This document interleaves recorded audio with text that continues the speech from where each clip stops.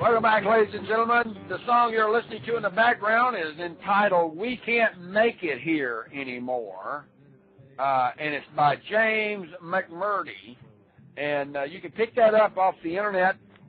You can give me a call, and I'll play this in entirety for you. I'll even send you an MP3 version out there. It's for all of you in the military around the world.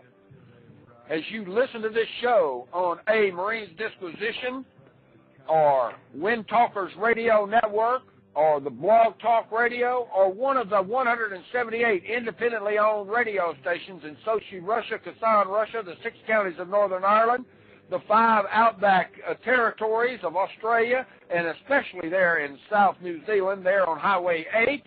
I want to welcome all my Marine buddies and military around the world in every clime and every place. The sun does not set anywhere on the United States military man, and it's time we bring you home. It's time to let you know that we love and respect you. It's time for all of us that have served to stand up and understand that if we don't, we're going to lose this nation. There is a revolution coming, and the financial revolution is upon us.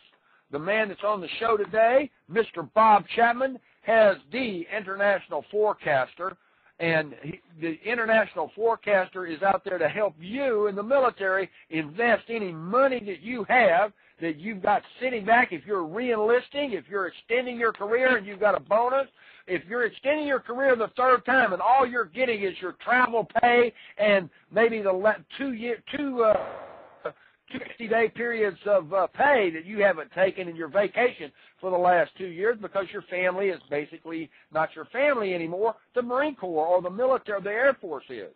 Take that and invest it in gold and silver. And if you don't want to invest it in gold and silver, talk to this man. His name is Bob Chapman. His website is The International Forecaster. That's FORECASTER.com.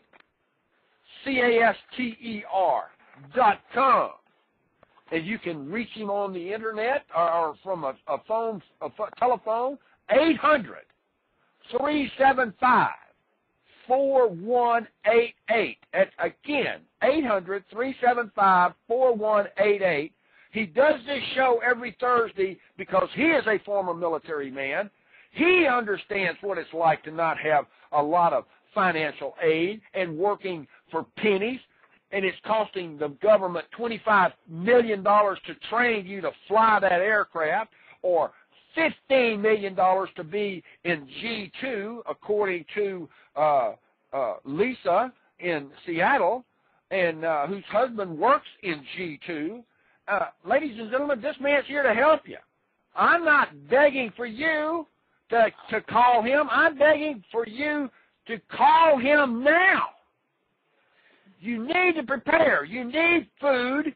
You hear my ads. You need to invest your money, what money you do have, what little you have, and you need to do it properly so you'll have something when this turmoil hits.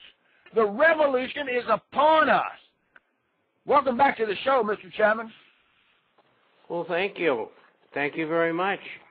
Thank you for being so kind as to help these people and help continue my mission, which is to inform people about what is really going on out there.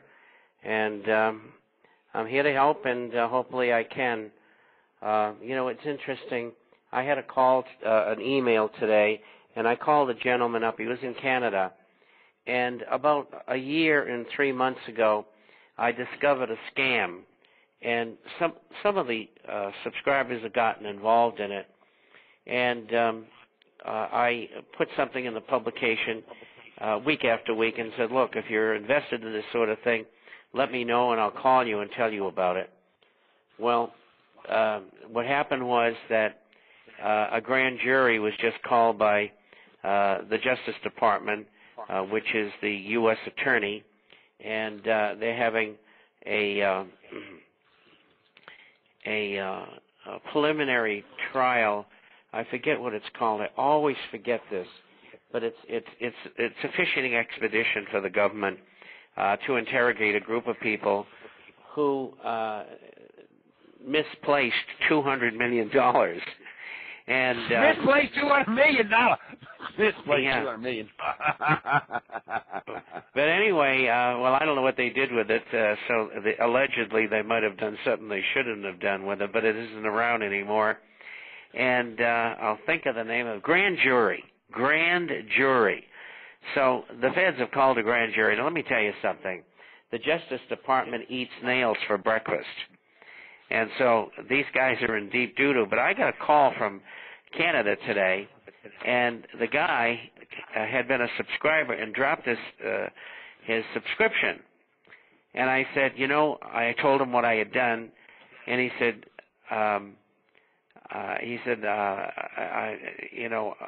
wish I had known.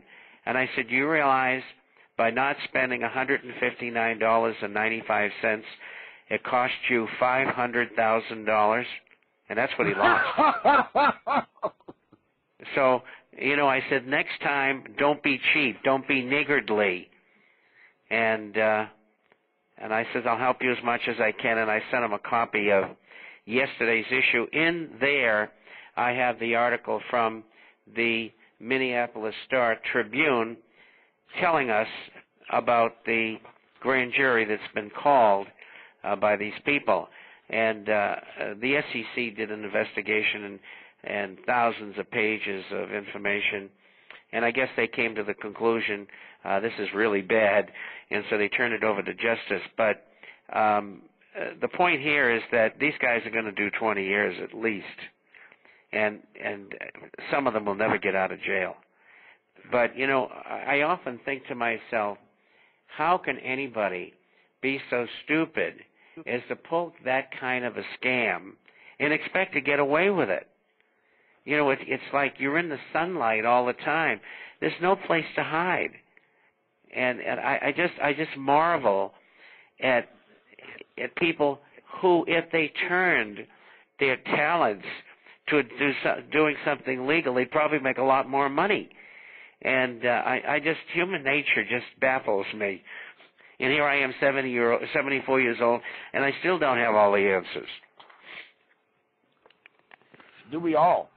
My grandmother lived to be 104, Mr. Chapman, and when she died, she says, and I still don't know all the answers. Yeah, well, that was what she said on her birthday. She and I are in the same school of thought.